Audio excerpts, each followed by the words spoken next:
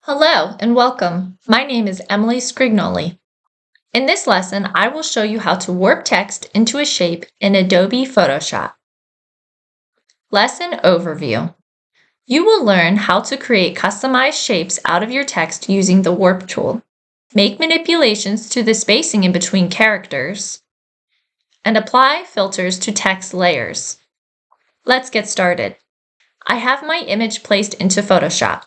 My image is a beach scene containing a pair of sunglasses laying in the sand. I would like to place two text boxes on top of my image, one in each lens of the sunglasses.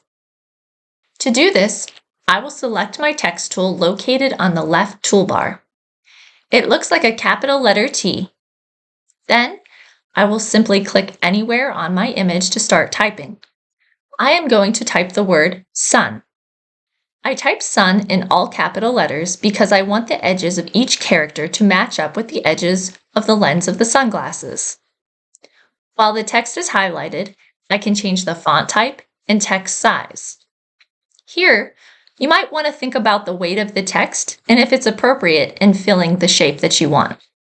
I select the Move tool at the top of the left toolbar. The Move tool helps you position selected content anywhere you want on your canvas. Notice in the Layers panel, the text box is automatically added as its own layer. Next, let's go to the window in the top menu bar and select Paragraph. The toolbox appears on the right-hand side of the screen. Select the Character tab. Notice that I have some more customizable options for the text box here. With the text box highlighted, I can select the tracking button. It looks like the letters V, A with an arrow underneath. This tool allows me to create more or less spacing in between each character to achieve different effects. For this activity, I will leave my spacing as is. I will go back to my Layers panel and select my text box layer. When I right-click, I will choose the option Rasterize Type. Then, on the top menu, under Edit, I will select Transform, then Warp. The Warp tool in Photoshop allows you to manipulate and deform images using a grid-like system with multiple control points called anchor points.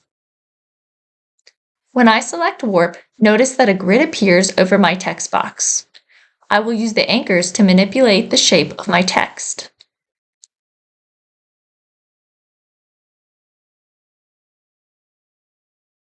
Each anchor point has a panhandle that allows me to manipulate the curves of the edges of the text.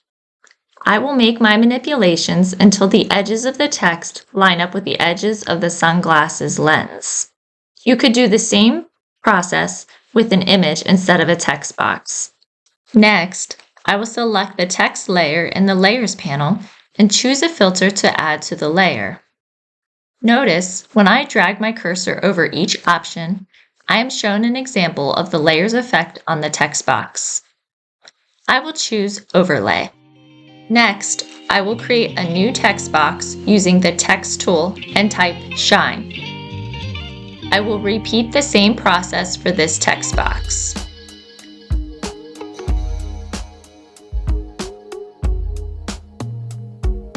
When I am done manipulating the text, I will apply the same filter effect to this text layer.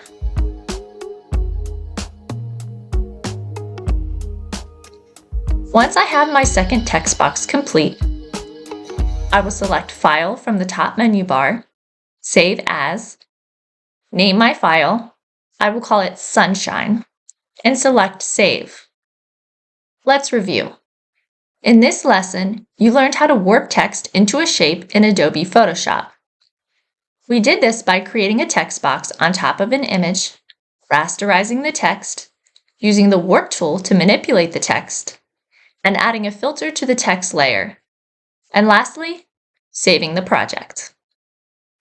This demonstration was created by Emily Scrignoli.